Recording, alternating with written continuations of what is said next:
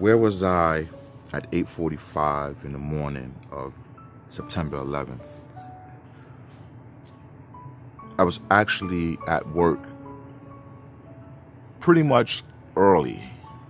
I usually get to work 5 minutes before my scheduled start time, but this day I got to work about a half hour early.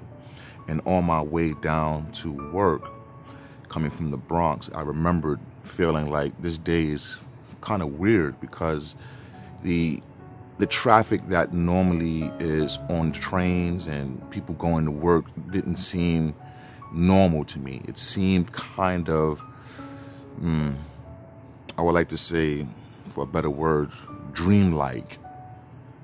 I get to 110th Street to take the bus over to 110th and Broadway because where I worked at was on Broadway and 110th Street. I remember getting to my desk at the Kinko's I worked at, checking emails. Then I've noticed a couple of emails from other stores asking if we were okay. And I was a little perplexed.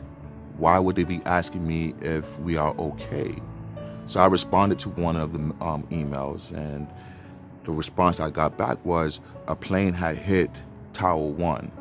So I immediately turned on the radio, the fan, for those of us who are from New York, and started listening. And then I turned on the TV, and I'm seeing pictures of Tower 1 ablaze, and people standing out the immediate areas just looking in horror at Tower 1, top floors ablaze. And then live on TV, we see another plane come in and hit Tower 2.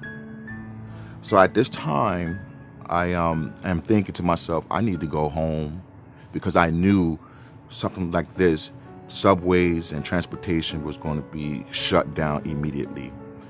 So I'm working in Manhattan. I live all the way in the Bronx, Hunts Point section at the time. So I asked the store manager, do you think it's okay for us to leave? And his immediate reaction was, no, I don't think so. I think we should wait for corporate. And my response was at the time, well, I think if you're going to wait for corporate, I'm just going to go ahead and go home. He decided against that. He felt like I shouldn't do that, but I knew it was going to be difficult to get back north to the Bronx, Yonkers, in those places, if you don't have any transportation. So I decided to leave, and I remember walking all the way from 110th Street all the way up to 155th Street, and I was able to catch a bus across from Manhattan into the Bronx. And once I got into the Bronx, I was able to catch a cab home.